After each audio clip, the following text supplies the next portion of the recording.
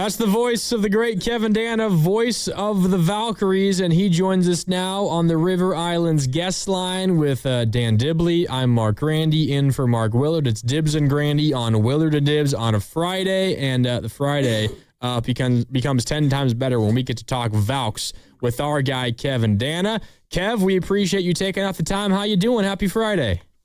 Doing swell. Happy Friday, fellas. Thanks so much. Thanks so much for having me on, guys. I really appreciate it. Of course. We love talking Valks with you. And, they're the story of the league right now. 8 straight wins. Just pulled off a perfect 5-0 road trip. Second ever time there's been a perfect road trip of 5 or more games in WNBA history. I know you had big things planned for this Valkyries team this year, Kev, but, I'm having a hard time not being surprised by just how good this team has been so far this season. Yeah, Granny, coming into this year, my baseline goal for this team was 25 wins. Show some improvement from last year, 25-19, that gets you comfortably in the playoffs. And then kind of the high-end goal was the 4 seed, home court in the first round. So I think 25-30 wins. 30-14 should be good enough to be a top 4 seed.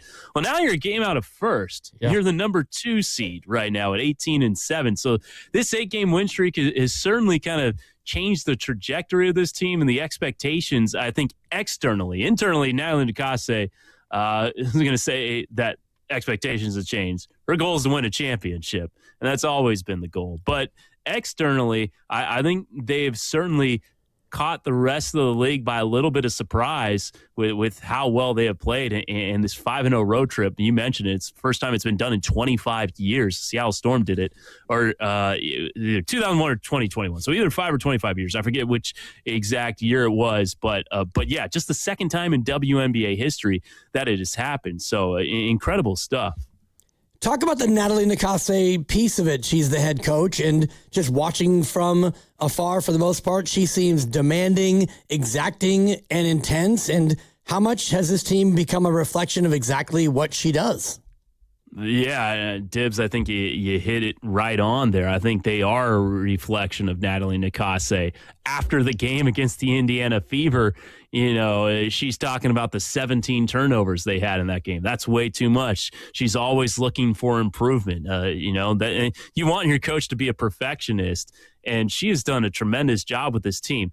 If it wasn't for Cheryl Reeve and the Minnesota Lynx going 19-6 without arguably the second best player in the WNBA, Napheesa Collier, I think there's a case for Natalie Nakase to run it back as coach of the year.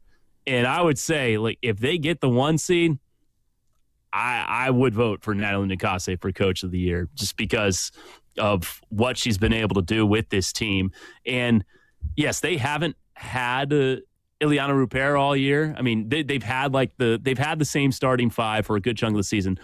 But this is a team that expected to have Ileana Rupert, who was a 44% three-point shooter last year, as your starting center.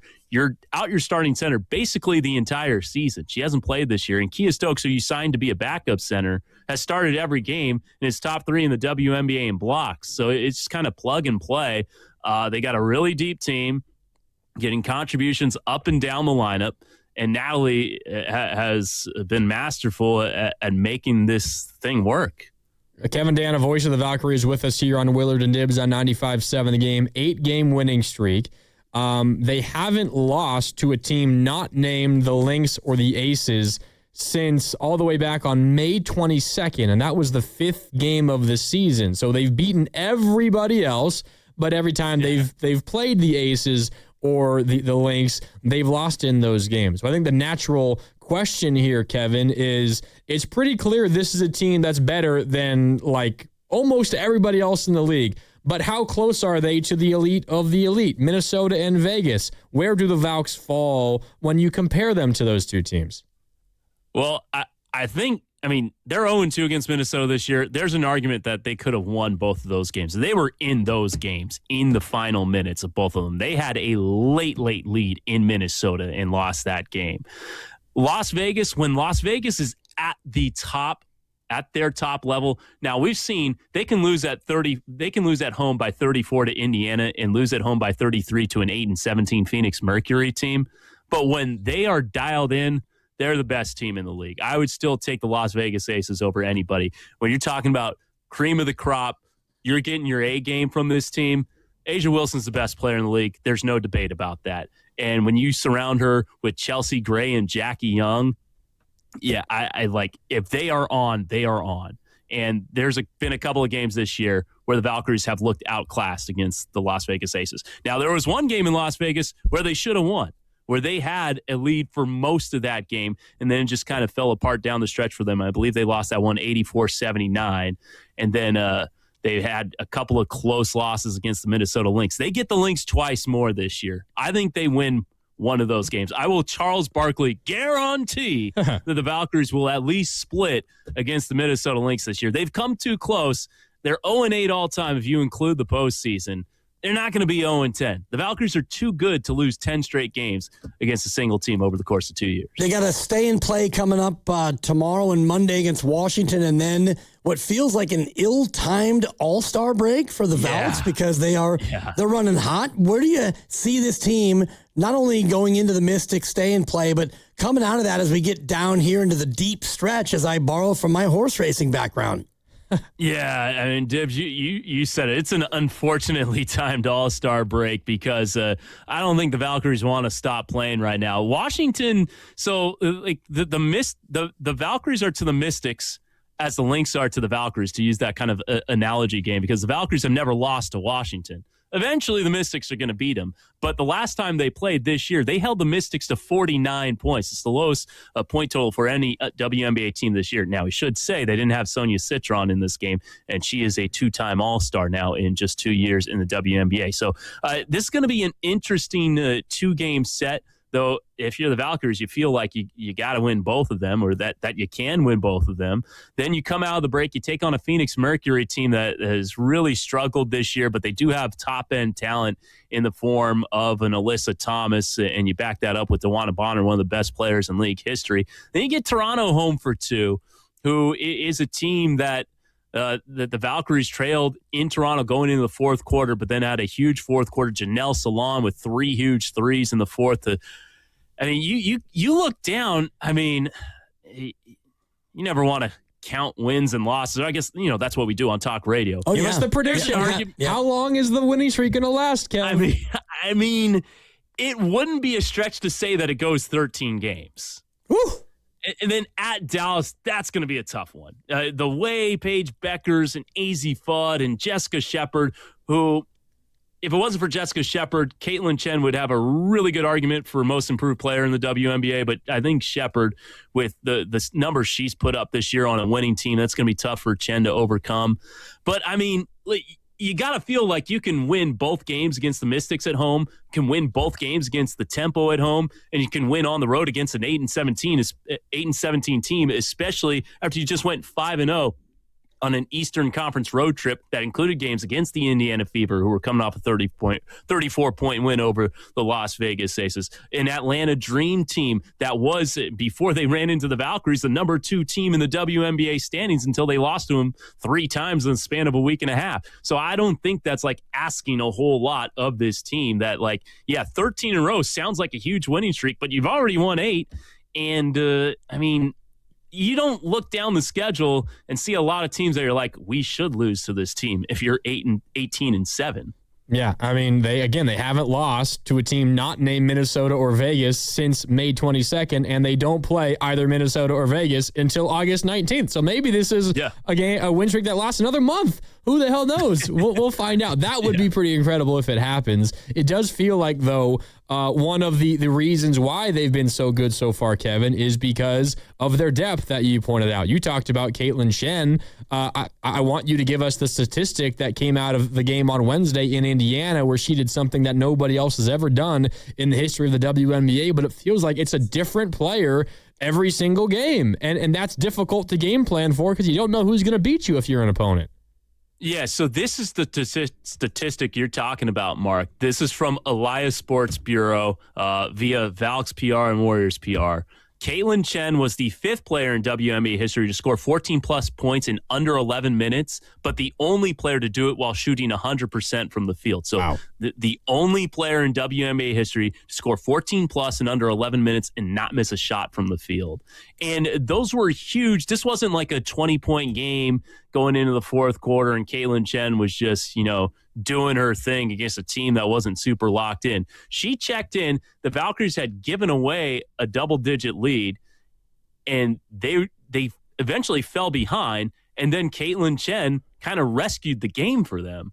And she had 12 points in like a 3-minute, 36-second stretch to end the third quarter that turned a 1-point deficit into a 7-point lead. And you can't say a game's over if it's going to be a 7-point game going to the fourth quarter, but that was the turning point of that game, and it was all because of Kaitlyn Chen. This is someone who got waived in training camp last year by the Valkyries. Got waived. They told her there's probably going to be an opportunity that comes around, and certainly it did with Eurobasket. Then, she kept her spot. They decided to waive Julie Van Loo. But Kaitlyn Chen she would start for, I think, some teams in the WNBA. She is a legitimate rotation player. That's what she's turned herself into, a viable bench player. And if it wasn't for Janelle Salon, she'd have an argument for 6th Woman of the Year. And I think that's going to be Janelle Salon, or 13 points off the bench. No one else is really touching that. We go from one Kaitlyn to the other because I'm fascinated, Kevin, by the Kaitlyn Clark problem. And it's a problem in that it feels like the narrative is she gets fouled too much and there's nobody who has her back and the officials are terrible and Kaitlyn Clark complains too much. And I look at the league and I'm somewhat of a newbie because I'm not as hardcore as many, but there are so many stars in the league that are getting shuttled to the back burner because of this Kaitlyn Clark thing. How do you size that up, and what do you think is the solution? Yeah, it's tough because this is turned into a political football when you have like 11 government officials like bringing a bill or whatever it was that they did last week. It's it's a little insane. I'll say I don't think there is some conspiracy against Kaitlyn Clark. The foul that Kia Stokes, that she said Kia Stokes committed against her, I thought, there wasn't much there. I was shocked that she didn't get a technical foul. Right? You get in a ref's face like that and like pointing and yelling right in their face, like you're kind of asking to get teed up. She is box office. When she's on, she is on, and it's a lot of fun to watch. But you're right. Look, Asia Wilson is by far the best player in the league. You look up and down the WNBA. Olivia Miles, the rookie year Phenomenal. she has had with Minnesota Lynx, the Spectacle, one of the best nicknames going as well. Pretty good. She has been awesome. She had 8 threes against the Valkyries. The Valkyries know all too well about Olivia Miles. They did a better job against her in the second game. But and those are just a couple of examples. Napheesa Collier hasn't even played this year, and she, the last 2 years has been arguably the second best player in the WNBA. Alyssa Thomas, one of the players that got into a brouhaha, if you will, with Kaitlyn Clark. She's consistently first team all WNBA. And Gabby Williams right here in Valhalla, all-star starter this year, 2-time all-star. This league has stars all across its footprint, and I understand with Kaitlyn Clark and what she was able to do at Iowa and all the attention she has brought, and that deserves to be commended. But the league is much bigger than Kaitlyn Clark for sure. Kev, it's Kevin Danna with us here on Willard and Dibs, and you're listening to 95.7 The Game, KGMZ FM and HD1 San Francisco, an Odyssey sports station, and the home of the Golden State Warriors and the Valkyries. Always live on the free Odyssey app, coming to you live from the Laughing Monk Studios. And basketball coverage here on 95.7 The Game is presented by Xfinity. Score the most reliable Wi-Fi, one price, 5 years guaranteed. Xfinity, imagine that. Kev, so the Valks currently second best record in the W, a game behind the Minnesota Lynx. I want to ask you where you think this is headed for the Valkyries this year in their second season. Last year made the playoffs miraculously in the first year of the organization. Were competitive against the Lynx in a playoff series, but did not win a playoff game. What do you think is the expectation? Is it win a series, get to the semi? I mean, if you're a 1 seed, you could avoid the Lynx and the Aces theoretically until a championship series. So what do you think is realistically possible for the Valkyries this year? Well, I mean, realistically, if you're only a game out of first with 19 games to play, the 1 seed is realistic. Now, I think like the goal, like I would like to see them make the semis this year, take a step up from last year, right? Get home court in the first round. Like, I'll say this, I'm going to go out on a limb and say they will not finish the season 37-7. I don't think they'll make it a 27-game win streak. Wow. Like, was it 2012-13 Miami Heat? Yeah. Won 27 in a row. Like, I don't think that's going to happen, but like, I think they will host a home. They will host first round. They will have home court in the first round. And I mean, if you're only a game out, why not shoot for the number 1 seed? I know Natalie Nakase says she doesn't look at the standings and all, but they go out there to kill every game. So my personal goal for the Valkyries, get to the semis and see what happens from there. But I think the people in that locker room for sure are going to be like, hey, 1 seed. And if they're the 1 seed and you have home court throughout the entire playoffs at Chase Center, that's a mega advantage. And if they have home court in every series, I wouldn't pick against Golden State. I'll just say that. We'll see. We'll see. That 1 seed is going to be big. There's no doubt. Kevin, we appreciate your time. Great talking Valks with you. And have a good call tomorrow. 5:30 Mystics in town. We'll be listening. Yeah, thanks for having me on, guys. Grandy, Dibs, great talking to both of you. Always, Kev. You too, Kev. That's the great Kevin Danna, voice of the Valkyries right here on 95.7 The Game.